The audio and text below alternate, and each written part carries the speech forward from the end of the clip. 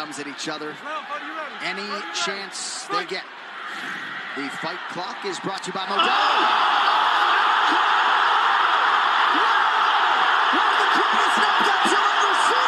It's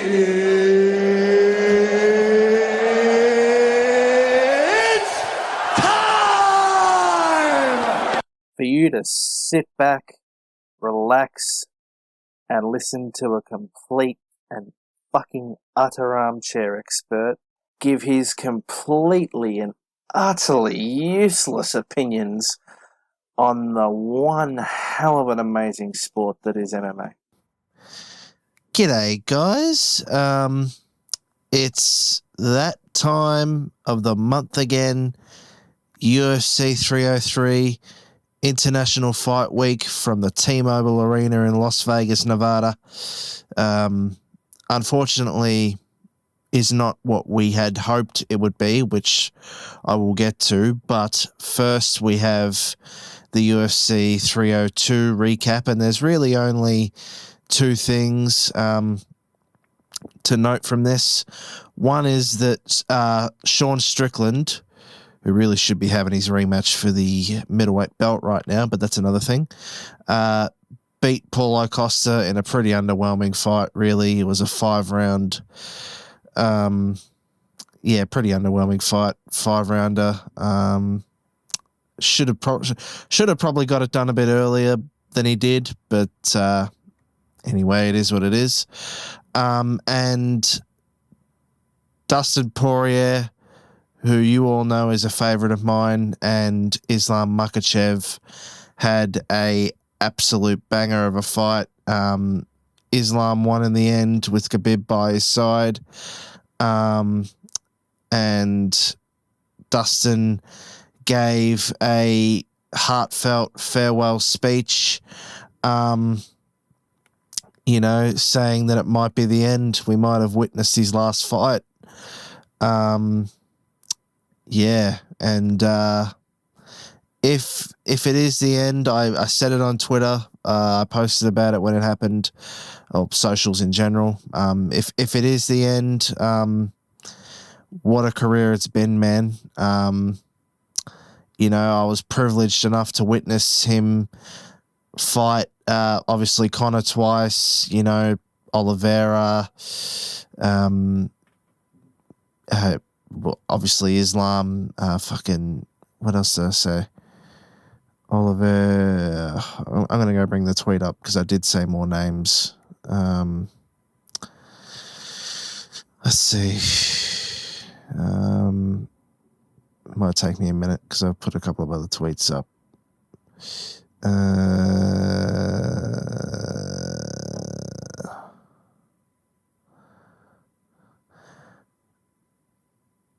Gaethje. How could I forget? Fucking the war with Gaethje. He wasn't wrong, man. What else is there to do, really? For him. He's done it all. He's had a long career. He's a true legend. And like I said, I was honored to watch him fight all those guys that I just mentioned. And if this is truly it, he may not have got a belt, but or it actually he may not have become a definitive champion. But what a career it was, man. That was UFC 302. But now, ladies and gentlemen, we get to UFC 303, which is a disappointment and in some ways better at the same time.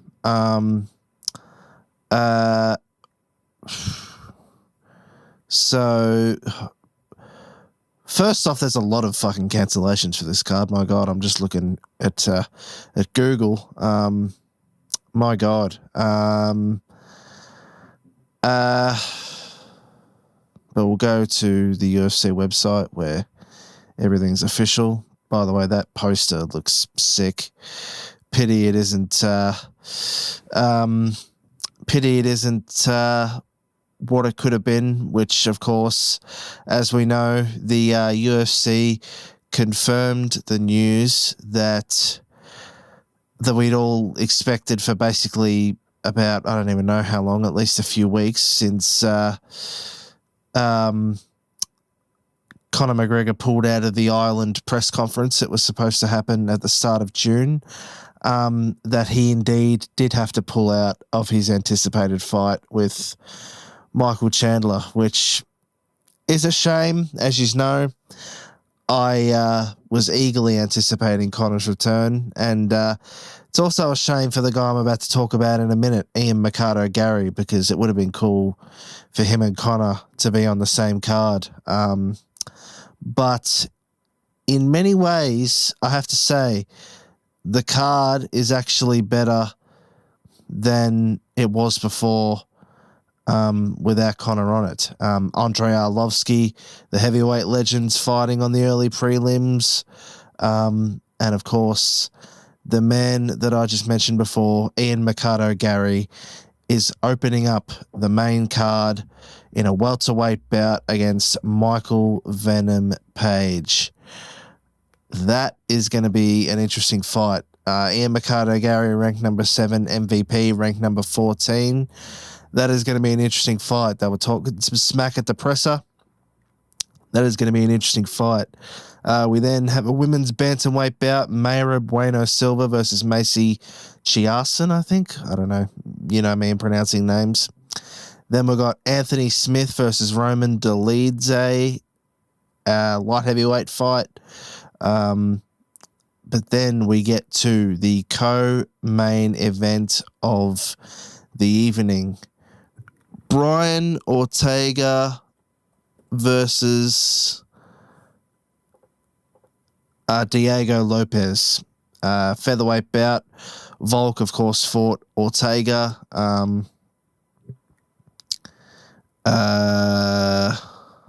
So they're saying, number 14 ranked Lopes versus number 3 ranked Ortega.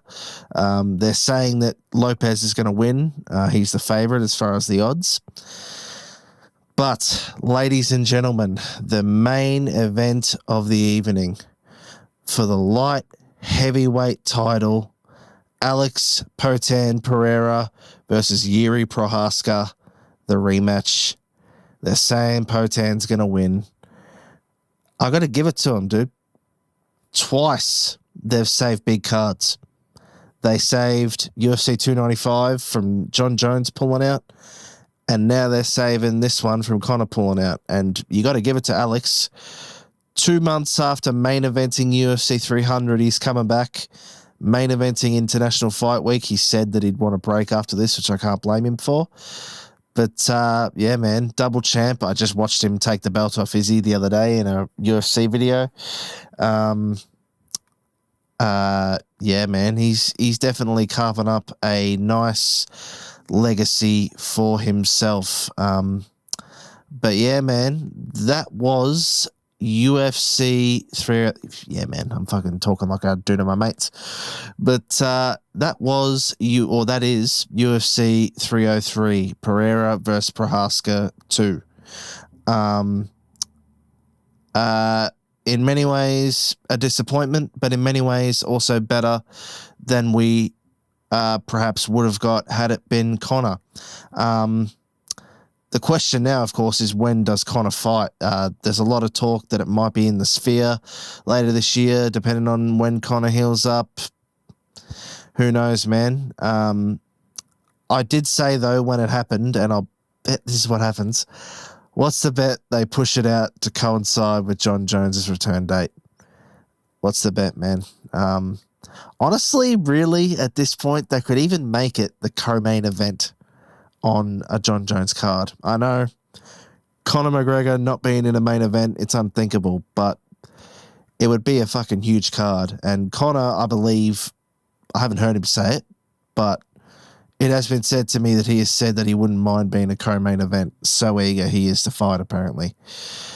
That would be a huge card, honestly. If they could get him and Jones on the same card, that would be legendary, really. I would not, even though Conor should technically be a main event, I would not mind it being a co-main and even possibly a 3-round fight, really, him versus Chandler. I would not mind that at all.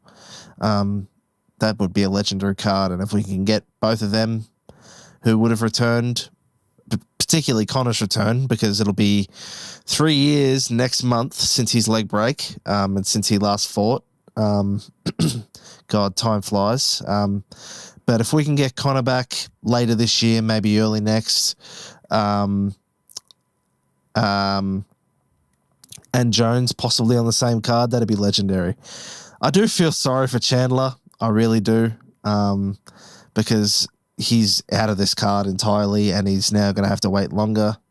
I mean, he made the choice, I guess, but he's coming to the end and, you know, possibly going to miss out on... He probably would have fought for another title by now, and it is what it is, I guess. Them's the breaks when you're waiting for Red Panty Night. But anyway, guys, that is or will be UFC 303.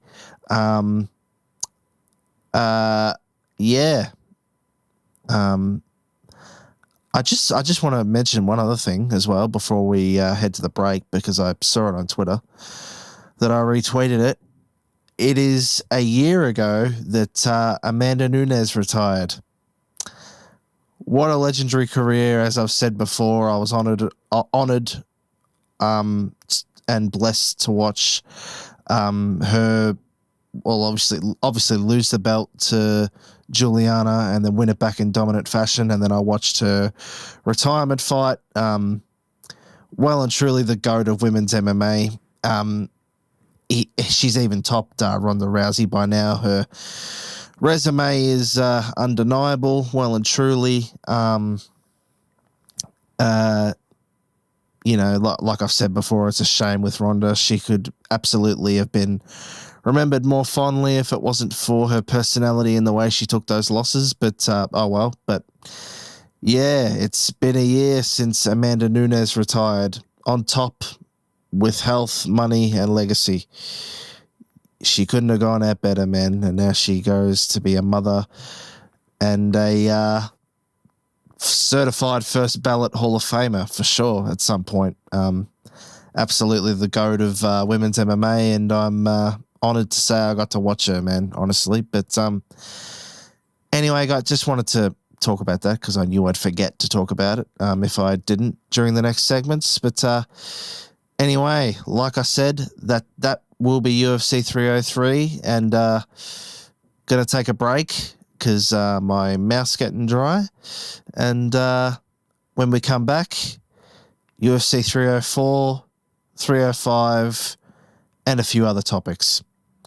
All that and more when I come back. So, as I said in, I believe, the last podcast, the next couple of cards are off US soil. UFC 304 is in Manchester, England, which is interesting. You would have thought they would have wanted to get MVP on that card, but I guess not. They might be waiting for the next London card to get him on that, which I keep saying it, man. Fucking him versus Leon. If and when that happens, that has to be in England, surely. But then again, what I'm going to talk about isn't where it probably should be either, so who knows. But yeah, we've got him. Sorry. I talked about it last week, although I bloody got a lot of that wrong, which, by the way, one of the things I mentioned was that I was talking about Tony Ferguson because I thought that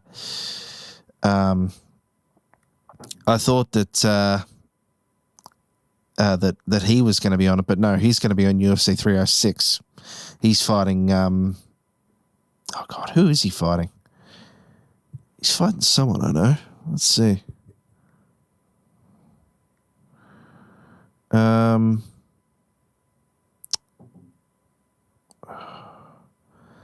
306 Tony Ferguson.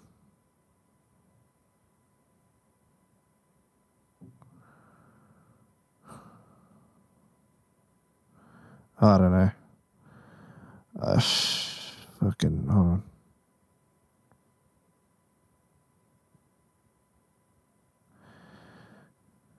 Fucking sorry. I am rambling here, but yeah.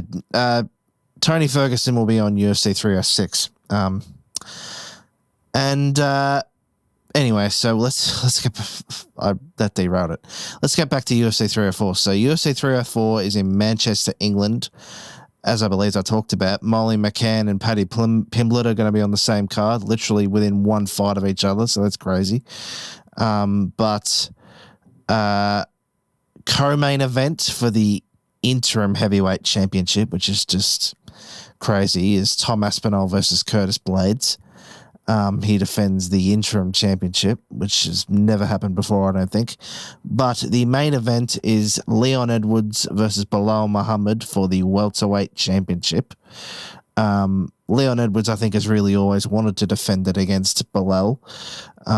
So I guess he's glad that's going to happen. Yeah, him versus MVP in England would be huge, and I'm surprised they're not putting MVP on this card. But anyway. But UFC 305 in the land down under, which they're advertising the hell out of, by the way. They're not. They're literally fucking. I can't get away from it on YouTube. They're like, the Octagon's coming back to Perth. Yeah, UFC 305 back in the land down under. The UFC a few weeks ago officially announced what I'd suspected since they announced the Strickland versus Costa fight after UFC 300, and they announced the Perth card. DDP versus Izzy for the 185 strap at UFC 305. They settle the grudge in the land down under.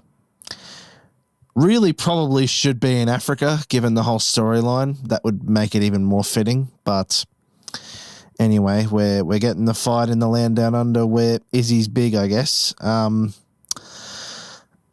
I said, man, it does devastate me that Strickland is not getting his rematch. But, oh well, they really probably wanted this money fight from the beginning, which, like I said, I don't mind. Their grudge does need to be settled, but I do wish it didn't come at the expense of Sean's rematch. But anyway, they probably wanted the money fight, and I think to some degree DDP probably didn't want it. Again, I wonder why. And also I do think that Sean might have pissed the UFC off with what he did in Canada, which, you know, one does probably wonder why. One does get that impression when they announced that the winner of what was supposed to be Khamzat Chimaev versus Robert Whittaker was getting next crack at the middleweight. Sorry, did I fucking say welterweight before? Oh God, if I said the fucking welterweight title was on the line in Australia, I was wrong. The middleweight title. But yeah, that does, you know, the next crack being the winner of that fight instead of Sean, who really should get it. That probably does tell you that the UFC's pissed off at him. But speaking of which, that was another pullout. It didn't end up being Khamzat Chimaev, who Bobby Knuckles beat pretty easily over in Saudi Arabia. So we'll see what comes of that, man. Does he get the winner at 305? Is it either the DDP rematch or the Izzy trilogy? Who knows? Does Sean fight the loser of 305? So does he get a rematch with either of those guys? It's very interesting, the middleweight division right about now. But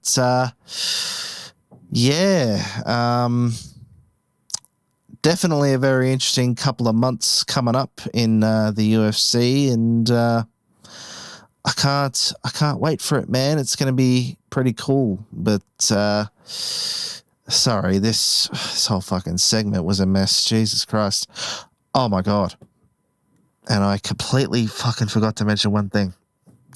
So Dan Hooker basically leaked everything of what was going to happen at UFC 305 before they announced it.